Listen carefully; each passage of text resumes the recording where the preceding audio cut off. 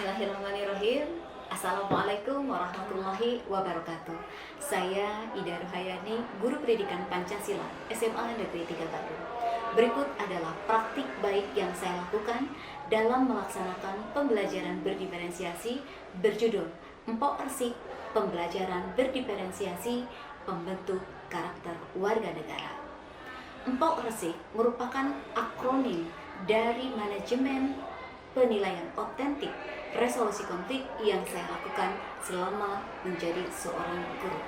Berikut adalah langkah-langkahnya.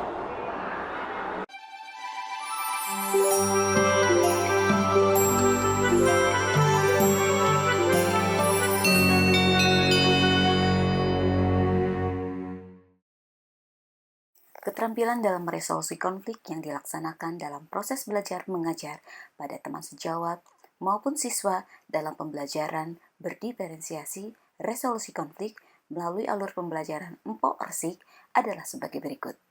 M. Manajemen pembelajaran dan penilaian dengan melatih siswa mengelola konflik melalui pendekatan problem-based learning sebagai pola formal proses pembelajaran di kelas binaan. P.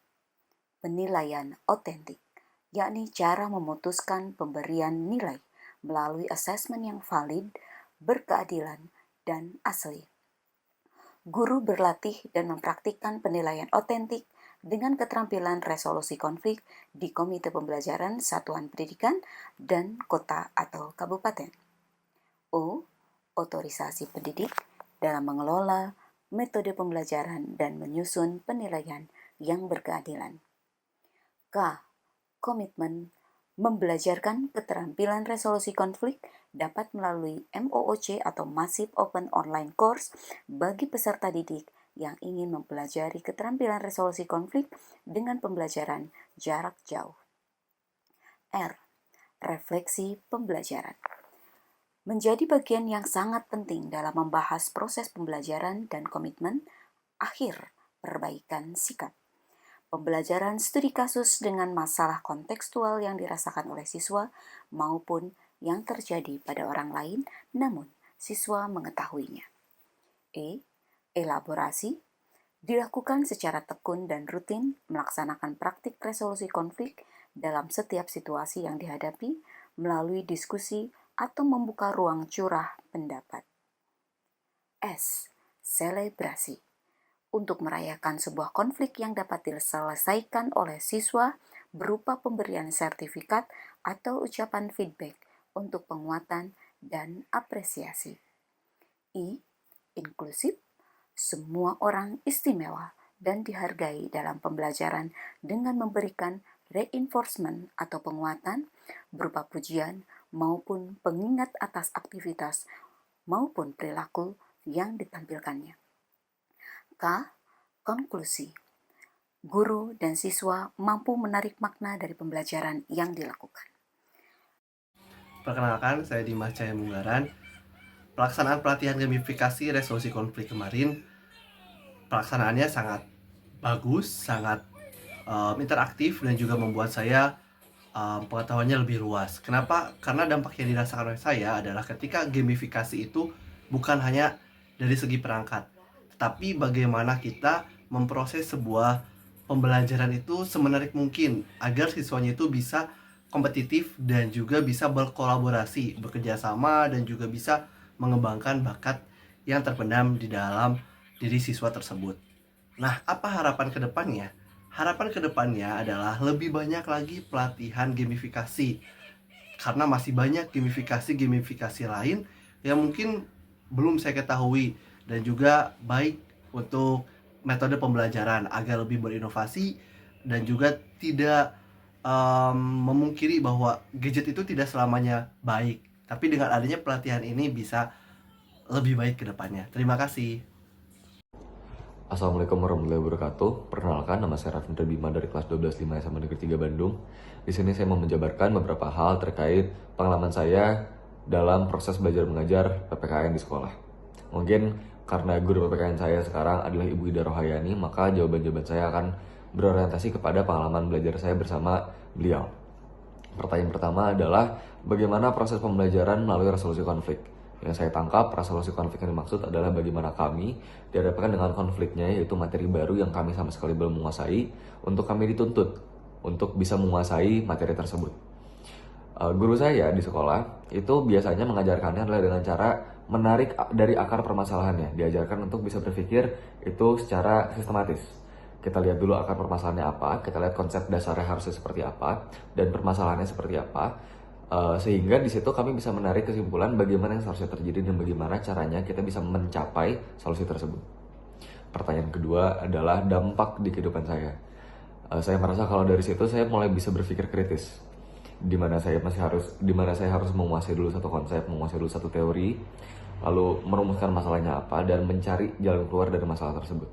Otak saya harus muter terus gimana caranya solusi itu bisa tercapai, gimana caranya saya bisa mendapatkan rasionalitas yang baik terkait permasalahan yang ditemukan di awal. Itu melatih pola pikir saya menjadi lebih sistematis, lebih kritis, dan lebih visioner.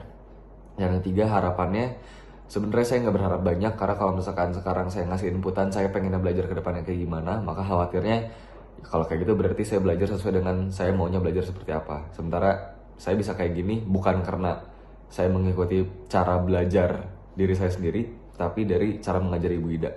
Jadi paling saya berharap kalau misalkan memang Ibu Ida merasa ada kekurangan di proses belajarnya bisa dibenarkan, dan yang bagus bisa menjadi semakin bagus. Sekian dari saya, terima kasih. Perkenalkan, nama saya Audrey Quinara dari kelas 12-7. Di sini saya akan menjelaskan dan juga memaparkan pembelajaran pendidikan Pancasila saya bersama Ibu Ida. Jadi, selama saya belajar bersama Bu Ida tuh ngasih metode pembelajarannya tuh resolusi konflik. Maksudnya gimana sih? Jadi, Bu Ida tuh bukan cuma ngejelasin teori Pancasila tuh apa, karena kayak gitu tuh udah biasa ya diajarin dari SD. Nah, tapi di sini tuh aku mulai apa ya, ngeh dimana kalau misalkan Pancasila tuh nggak sekedar teori gitu. Ada banyak juga yang bisa kita implementasikan di kehidupan sehari-hari. Kayak Bu Ida tuh ngajarnya kita tuh dikasih contoh asli di mana kita bisa merasakan kayak empati atau simpati langsung ke sebuah masalah. Jadi di situ tuh aku bisa ngerasain gitu kayak oh sebenarnya kalau kita melakukan hal seperti ini ke orang lain akan merasa seperti ini. Jadi aku juga bisa lebih hati-hati dalam bertindak. Contohnya kayak misalkan waktu itu ada pembelajaran pakai kartu merah, kartu kuning. Apa sih itu tuh? Jadi di situ tuh kami diarahkan kalau di kartu kuning tulis berbagai macam kalimat afirmasi, sedangkan di kartu merah itu kalimat-kalimat yang bisa bikin orang jadi ngerasa, aduh kurang percaya diri gitu. Nah terus di permainan itu kami diberikan kartu kuning ataupun kartu merah. Masing-masing orang itu dapat satu kartu. Mungkin bisa dapat kartu kuning atau kartu merah. Di waktu pembelajaran, Audrey dapat kartu merah. Di situ Audrey ngerasa kayak, oh aduh kalau misalkan Audrey dapat kartu merah, Audrey dibilangin kayak gini sama orang lain, mungkin Audrey bisa sakit hati. Tapi ternyata ada teman Audrey juga yang ngeluarin kartu kuning. Di situ teman Audrey itu kayak nge-backup kayak oh ternyata orang lain juga masih banyak loh yang baik. Kayak pokoknya pembelajaran PKN sama Bu Ida tuh nunjukin gitu kalau ternyata manusia itu makhluk sosial yang ternyata saling melengkapi gitu. Jadi lebih berhati-hati juga dalam bertindak karena semua itu juga berbasis hukum ya. Jadi kayak ya harus berhati-hati karena mungkin yang kita anggap bercandaan itu justru melanggar norma atau etika ataupun juga bahkan hukum. Jadi intinya Audrey dari pembelajaran Bu Ida nggak dapat dari pelajaran lain itu lebih ke pembelajaran norma dan etika Audrey kesehariannya gimana dan juga buat ningkatin rasa simpati dan empati Audrey ke orang-orang di sekitar Audrey. Terima kasih.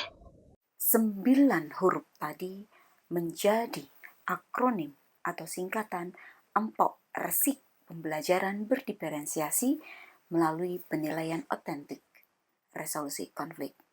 Selamat mencoba untuk menjadikan siswa-siswi kita maupun teman sejawat kita orang-orang yang memiliki pembelajaran bermakna. Demikian, Assalamualaikum warahmatullahi wabarakatuh.